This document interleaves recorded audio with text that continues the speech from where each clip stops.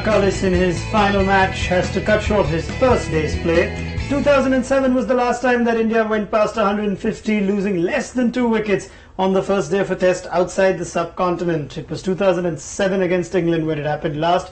It's been a premature yet expected ending to the first day's play. We spoke of how light could play its part, and light came in and played its part. We've lost around 2 hours of play, 29 overs if you go by the over count. We're going to talk a lot about whether the timing of going off was indeed something that was in the best interest of cricket, of the fans, and whether the umpires could do any more, and in general make this a broader issue of where Test cricket stands with regard to the light rule.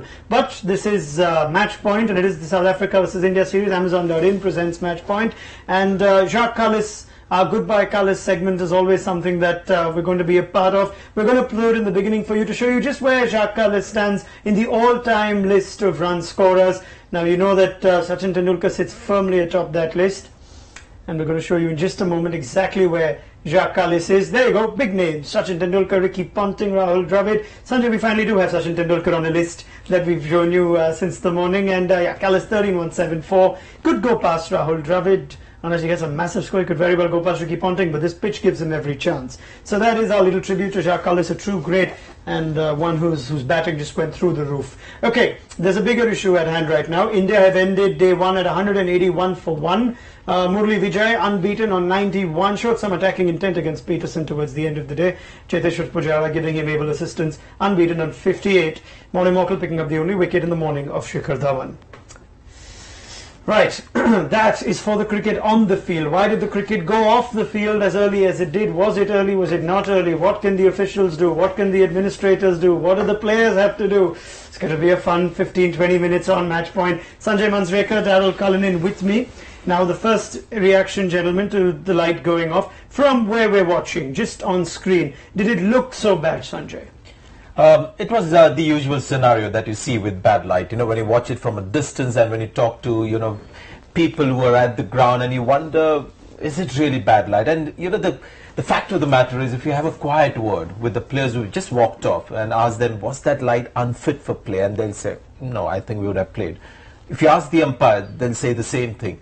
But this has become sort of the trend, you know, erring on the side of caution. So it's not so much going out for bad light as much as it's going out for fading light. So the moment the bright light starts to fade, even before you reach the situation of bad light, you see very often, you know, players going off the field. Daryll, your first thoughts, depending on the timing and knowing those Durban conditions, would the players be a little surprised that the umpires decided to go off? Probably. If you had to ask the players, I mean, Sanjay made the point off air that would you go and have a net session under these conditions? I don't think you'd find a player that would say no. You can't help thinking that the game, they're trying to make the game controversy free. We've seen DRS, we've seen light meters, and the umpires taking a firm position on things. That's not the case anymore. And if you think of the game of cricket, I mean, it's such a vast game in terms of laws and dynamics and the period that it's played over. Can one realistically avoid all controversy in the game? And if you just look at it all, it probably can't. So having the ability or empowering the umpires to bring in common sense. And one of the question that always gets asked is, where does it leave spectators? They've paid good money. This is an excellent crowd today in Durban, more than what's expected. And they're always spoken of, well, we've got to look after their interests, and they're the fans of the game. They create the interest to a large degree and trying to get people to the venue. Well, coming back to your question, Durban, I don't think it's going to excite too many people with 4 days left in this test match now, in that they get in half a day's play. They're not going to be reimbursed. I mean, we've lost 2 hours. Not that they would be. What I'm trying to say is that they're not getting the value for money. Where do they fit into the picture? Yeah, for an outdoor sport, I think we just cricket expects flawless conditions on the field. You know, I'm amazed that, you know, vital games, I think there was the Champions Trophy finals where everybody was waiting for the game to start because there were a couple of wet patches near the boundary rope. Now, I mean, all the action that takes place in this game is around the pitch area, running between the wicket, batsman, the bowler running it.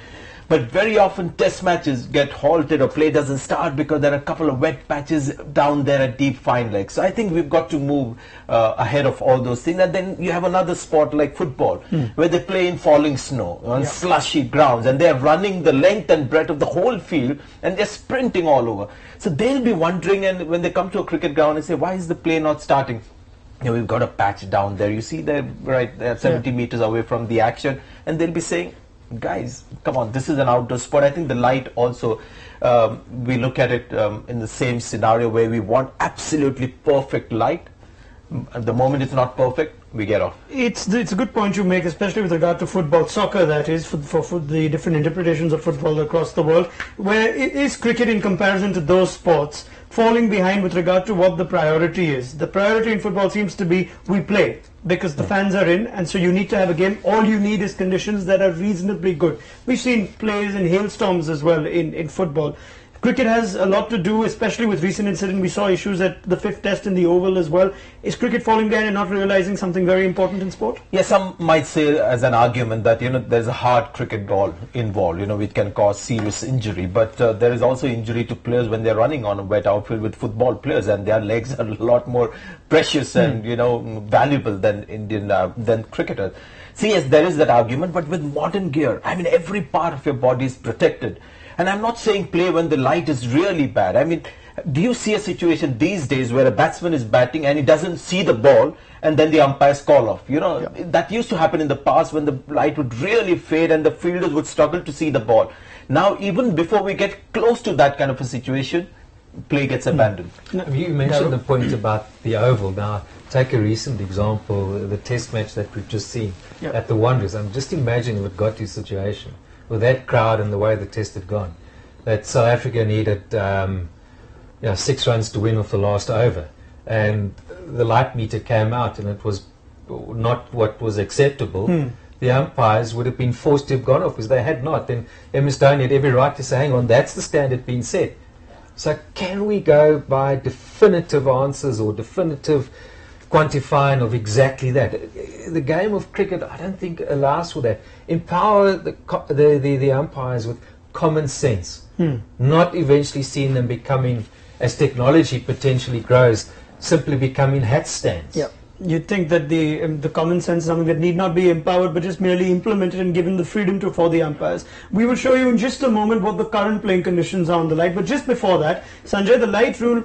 All right, take a look at the light rule itself first very quickly. This is as it stands. Test match playing conditions 3.5.2. The umpires shall be the final judges of the fitness of the ground, weather and light for play, which tells you the onus lies on the umpire.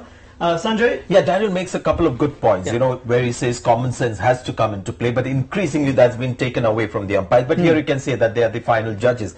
But the culture is such that, as he said earlier as well, another good point is that they want controversy-free cricket. An umpire, an official, when he goes to an international cricket match these days, he just wants to come back home without creating any controversy. No feathers are to be ruffled. So there is always that tendency to go by, you know, what the players want. So when there is a bad light situation, and if a player, a couple of guys start looking at the umpire, looking at the light, you'll see immediately the umpires get a little nervous. They start meeting each other, take out their light meters.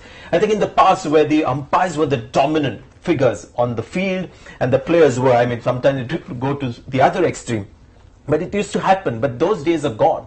I think the umpires are supposed to be the final authority on the field, but increasingly I think they're worried about exercising their authority. And you see many occasions where the umpires are just not willing to take the bull by the horns. Now, that raises an interesting situation or stage where the light rule is, because the light rule has taken its twists and turns as it's come along in cricket in recent times. Before we show you in further detail where the light rule stands now, Daryll, there used to be a time that it used to be offered to the batsman, and it was the batsman prerogative whether they play on or not. Today it's been put back into or rather recently it was put back into the hands of the umpires, who on their own take a call in the best interest of, you think, the cricketers. Now, what was the reason for this moving the way it is? Is it in the right place right now with the umpires? I think either way it creates controversy. We've just seen it now. So there's no, as I say, definitive answer to it all. The problem when it was offered to the batsman, they could manipulate it. Imagine a match situation where it's 7 or 8 down and players start putting pressure on the umpires and time delays and that sort of thing. So I think it's in the right place, but we need to take it further and say to the umpires, because I don't think it's a go at the umpires. You know, these are people that they have common sense. They've been around the game. They're good for your ex-players, but I think the way they're scrutinised and probably the way the administrators are trying to push the game to a neutral free area, taking responsibility away from them, making them devoid of any accusations. Can we realistically in a game of cricket get to that situation? I know for a fact that it's an issue. I know for a fact because the last time the cricket committee met, they discussed a lot of issues. Bad light was one such issue. I think everyone knows that they just go off a bit too soon than needed. I mean, there was this test match I was watching in Faisalabad where half the pitch was covered in sunlight. And the other was in shade, and they were walking off the place, and I couldn't believe it. But that's the kind of culture that's been set in, where this is now termed as the kind of light that you walk off to. So no umpire is going to sit there and say that, you know, I'm going to change things here, because this is really light that players can jolly well play. Now, I think in some ways we probably all agree in that they are essentially the custodians of the game and what's happening, and a way to move towards that again. And I'm sure if you'd ask umpires, they'd welcome that.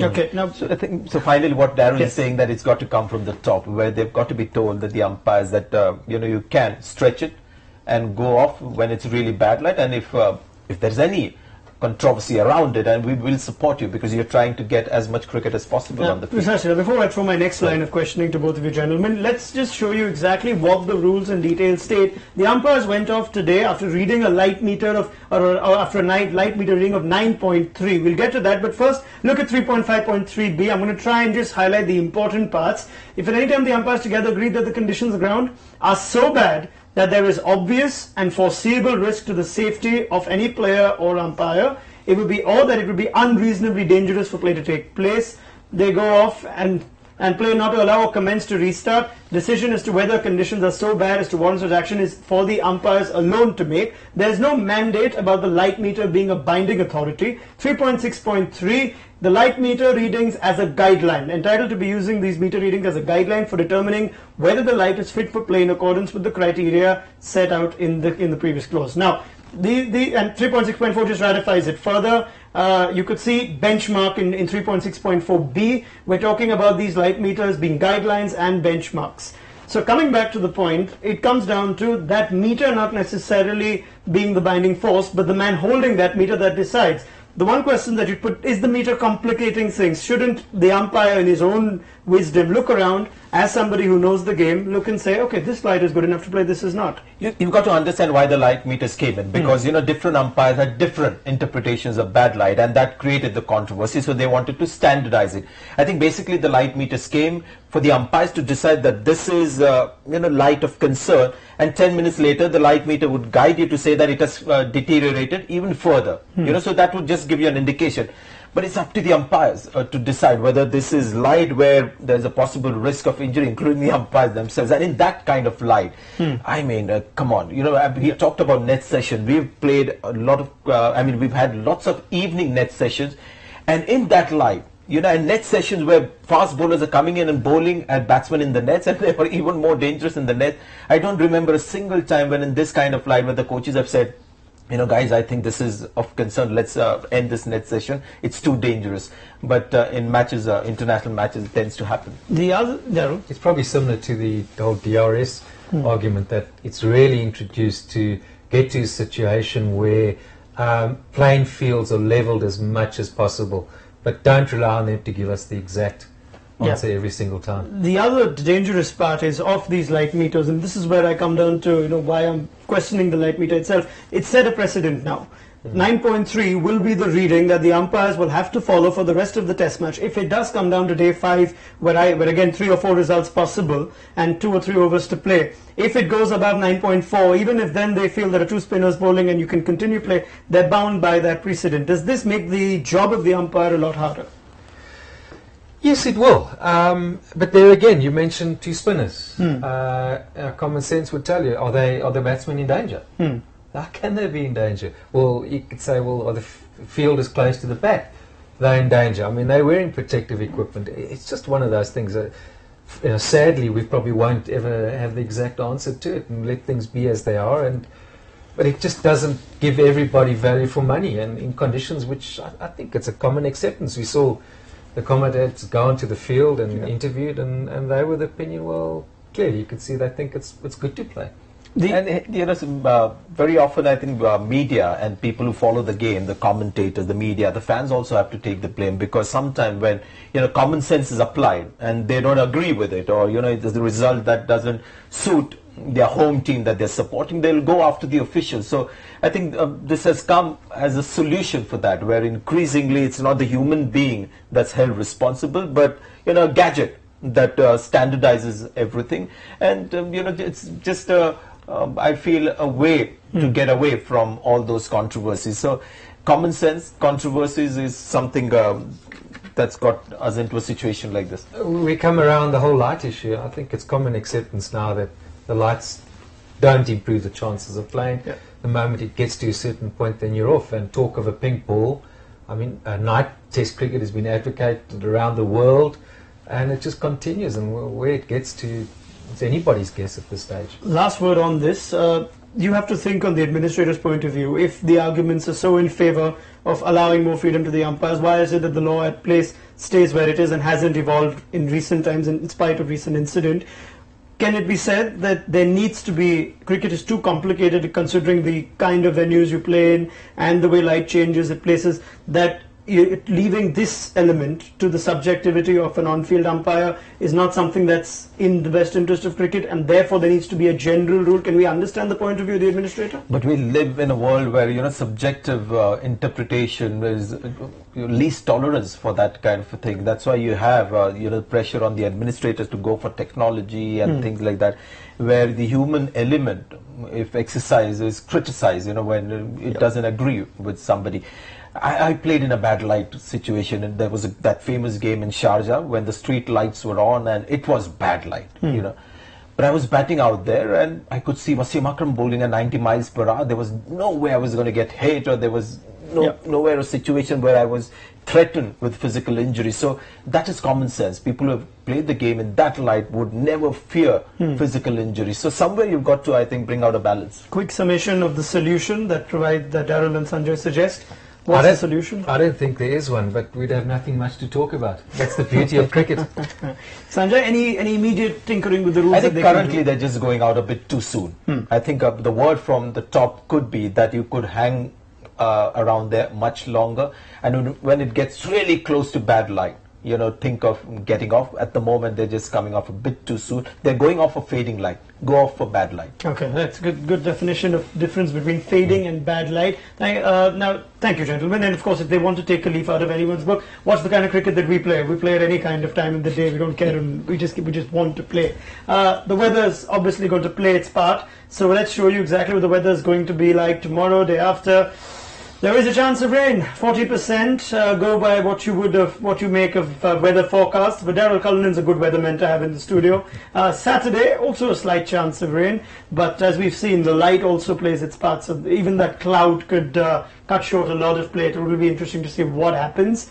Now, that's pretty much it from the weather. I don't think there's more point in talking about the weather. But why doesn't the game start early in Durban if you've got a situation in the evening for bad light? I mean, in India, we take a lot of common sense decisions.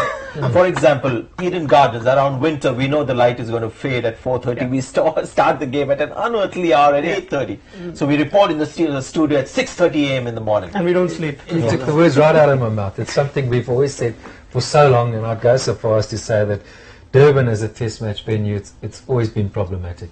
Okay, simply put, there will be an early start tomorrow morning in Kingsmead. Play will start half hour before time, which means it will be a slightly earlier morning for match point as well. But Sanjay Manjrekar is used to getting up at Kolkata time, so that wouldn't be a problem. Daryll Cullinan's not much of a nightman either, so you'll have a good night's sleep and be back. That's where the match will resume tomorrow morning. Now 181 for 1 in Murli Vijay and Cheteshwar Pujara unbeaten. And of course, South Africa haven't got a wicket for a little over 2 sessions now.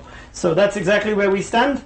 We will be back half an hour earlier than we usually are, so make sure you set your clocks and your alarms. If you need reminding of Match Point by now, I'm sure you're enjoying it. Hashtag Match Point for your questions and your thoughts. We hope you've enjoyed this dissection of the light rule that we've gone into. More on that, more on Jacques Kallis, more on the game, more on the weather, more on the pitch as we join in tomorrow. Thank you, Sanjay. Thank you, Daryll. See you then. Goodbye.